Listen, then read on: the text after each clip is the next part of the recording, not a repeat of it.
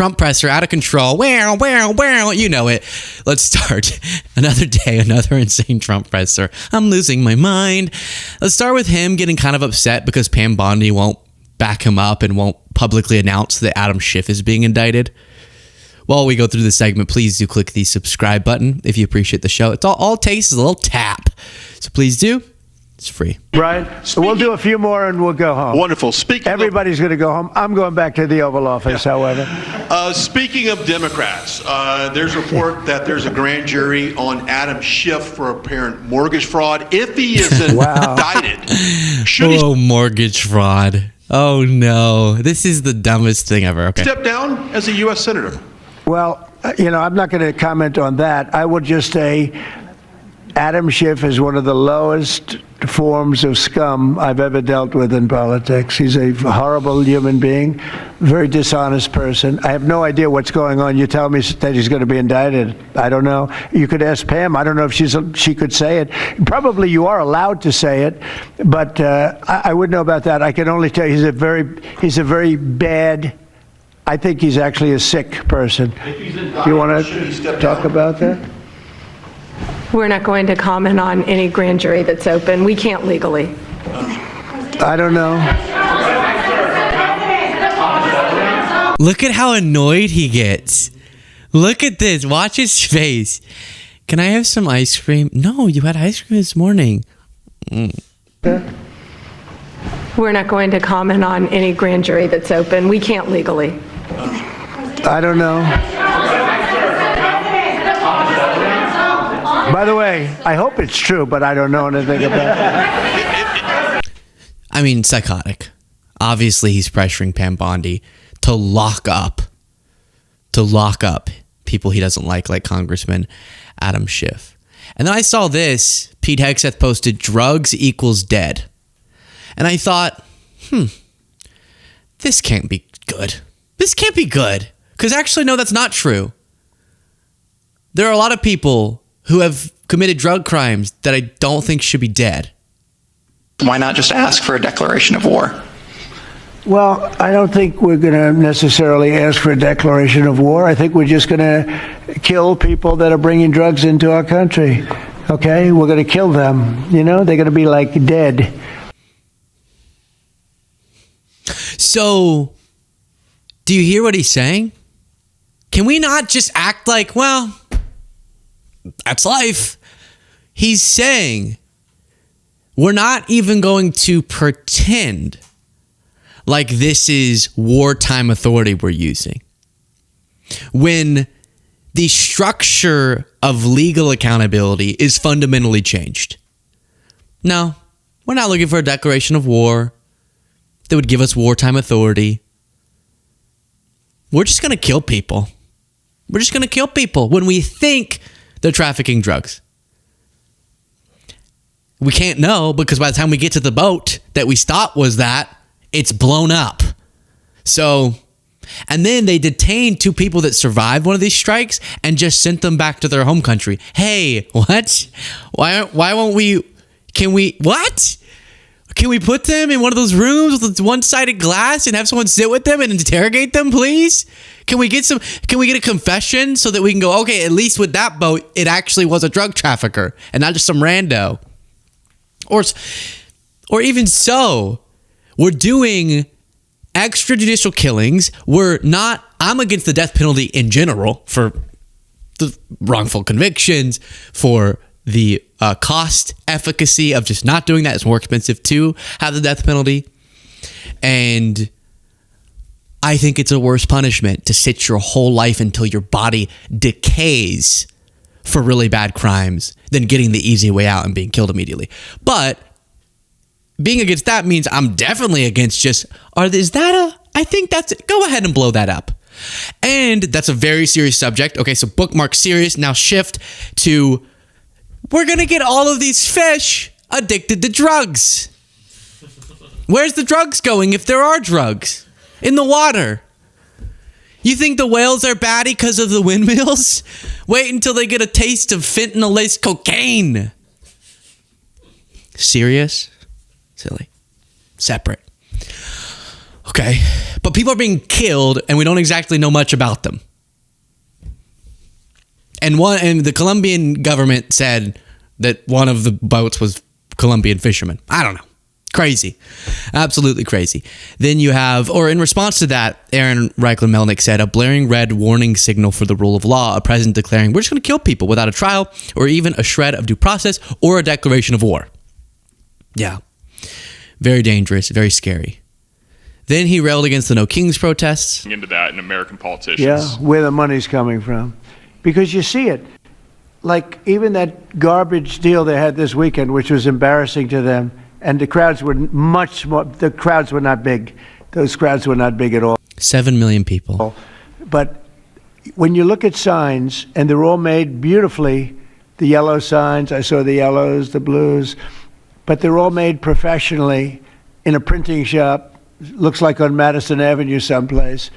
Some guy is paying for all that stuff. And we don't mind protest. Protest is a good thing. I protest. I'm always protesting, right? But when you see some of these people are going crazy. They're going crazy because they're getting paid. Because there's no reason for them to be going crazy. But you watch some of them, and they're professional agitators, and we are finding out who's paying them. Yeah, we have a lot. So 7 million people across the country were paid. Okay. A bunch of you were at the protests. So it's interesting because like we can go, we know he's lying because he's talking about us and we know what is happening with us. And then I'm getting really annoyed because even Joe Rogan's jumping in on this, and like Joe Rogan for a second, he's just blowing. He's become one of those things, you know, outside of a store, and it's like he's just blowing with the wind. I guess those don't really blow with the wind. They kind of blow with the air thing that they're attached to, but you get the point. And saying he's just been so derogatory towards the amazing No King protests. You also have to take into account, if you go into a room with 100 people, at least one of them is a fucking idiot. Okay? So, I mean, if you're being really generous. Yeah. So, if you're in a country of 330 plus million people, we don't really know. That's at least 3 million idiots. So it's not hard to get 100,000 retards holding signs, walking down the street, and especially when they get older. Because as people get older, they generally slow down and they don't think as well. And if you look at a lot of these No Kings protests, what are you seeing? You're seeing geriatric people holding signs. So you got old. Can we please stop with this? Some of the protesters were old. By the way, it depends on where you're getting a video from. People of all ages, especially if you go to like city centers, the New York City protests, a bunch of really young people. Clearly, who got pooped on? He's not very old, Harry.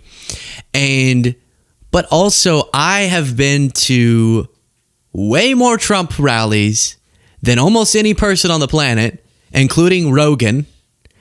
And if we're gonna do this, a lot of the people there were old. Fine, great. That's just life. Older generations, statistically, are much more politically engaged, usually. So it makes sense. But what is this? All of a sudden, you have a problem with signs that were printed to be handed out to protesters or rally goers. Have you ever been to a Trump rally? They all have. You think that every black person came to the rally with a black... Is it Blacks for Trump? I think that's what the sign was. With Blacks for Trump signs? You think they all made their own exact same sign? No, it gets handed to them.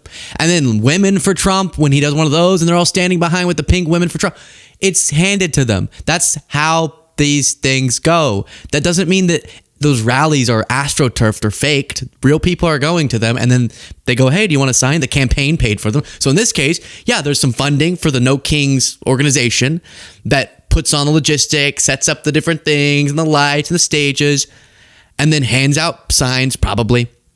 Doesn't take away from the validity of the message of the people who voluntarily show up to it. And to look down so much on people doing the most American thing ever really bothers me. All right, then you have this. But we have cartels that you know, somebody came up with the word cartel. I won't tell you who that person was, but you got a lot of bad people in the cartels. And someone came up with the word cartel. I won't tell you who it was. I met this guy. What's that famous drug trafficking guy's name? Pablo El Chapo? Escobar? Oh, El Chapo. I'm not going to tell you who came up with it. El Chapo. A little guy named El. I call him Mr. L. Okay. Then meanwhile, Bannon, who I really stay away from. That's not even true, but I try to.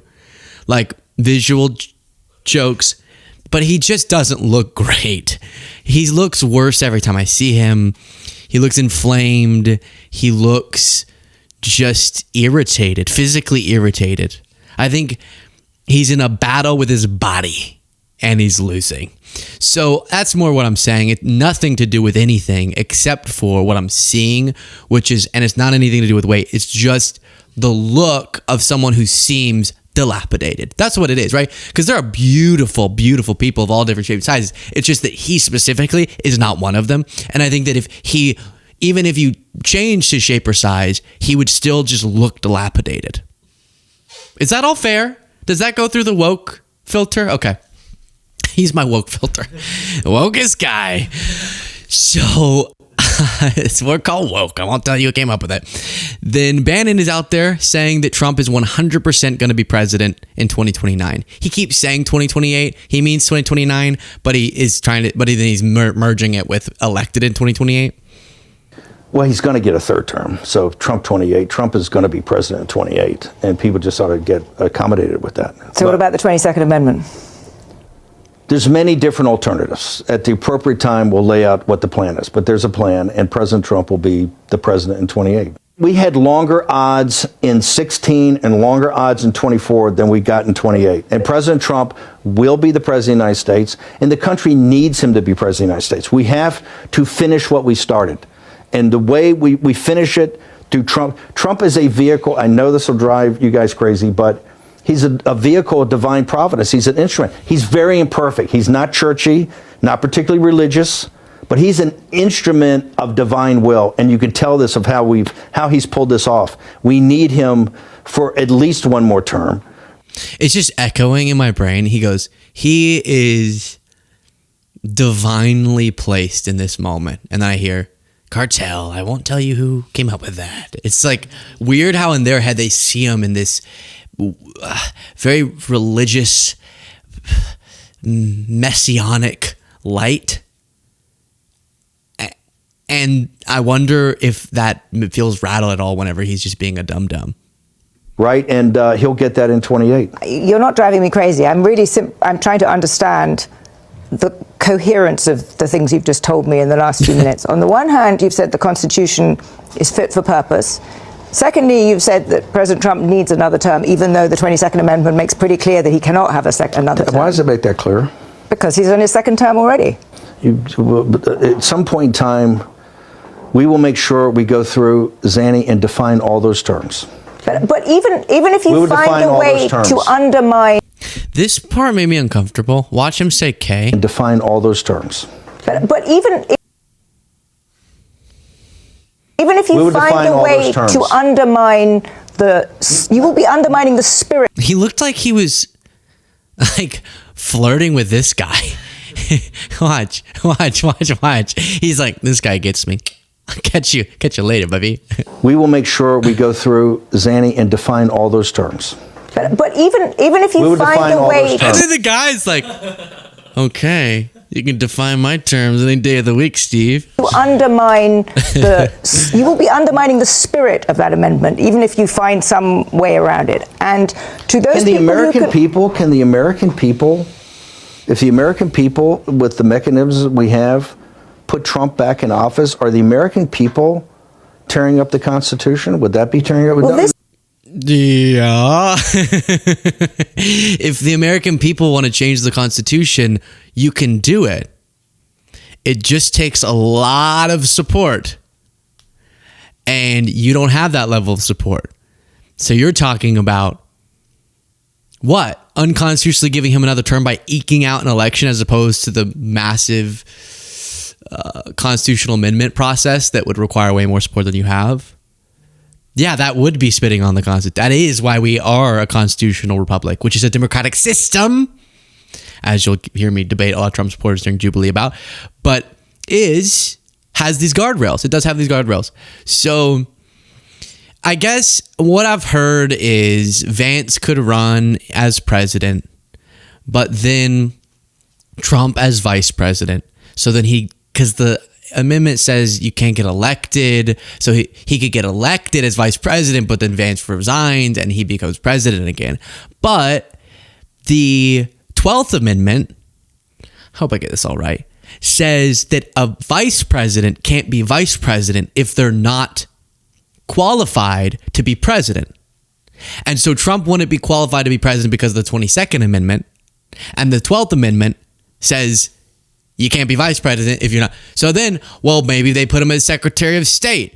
And then what's the order? The vice president resigns, and then the speaker resigns. Then you go down the whole thing, or he becomes speaker. They have these Looney Tunes. But then one of theirs as well, the 12th Amendment is only applied to the qualifications at that time. The 22nd Amendment came later, so the 12th Amendment can't then retroactively be applied to the qualification that was added to the 22nd Amendment. What's absurd about this, though, is if you are honest, my sense is you're supposed to summarize in your head what the spirit of an amendment was and then abide by that. And clearly the intention of the 22nd Amendment was to prevent presidents from having more terms than 2. So you can play the semantic game. Well, they said elected but not serve, and they said and then but that's not. You can do that with anything.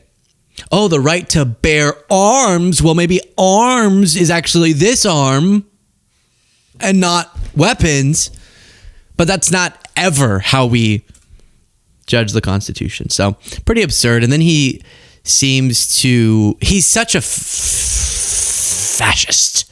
He is. And I say that cautiously. I mean the type of fascist that we only peacefully oppose. Some people are confused about this. I've had some conversations lately with some people that seem morally confused. Our stopping of authoritarianism, our protection of democracy is through democracy. Okay? So if you start straying away, come back to Daddy Luke and let me explain it to you. You're my daddy. Thank you, Trump. So anyways, he does say something really fashy, washy, which is we have to seize permanent control of the House. Do you think he means just through lawful elections? That's never how anyone talks. I think that to avoid actual civil conflict, which I think you're seeing right now, the beginning of the harbinger of it, if you want to stop that, you have to bind together tighter. We, as a populist nationalist movement, as a MAGA movement, we need to do like the redistricting fights. We need to get. This is why I was down in Texas. We need to get the House in a situation that is permanently defendable by the MAGA movement, right? So it's a blocking mechanism. And take that, like I said, you move a maximalist strategy with a sense of. Just podcast listeners, the looks on the faces of the interviewers are about how we're all looking right now. Urgency.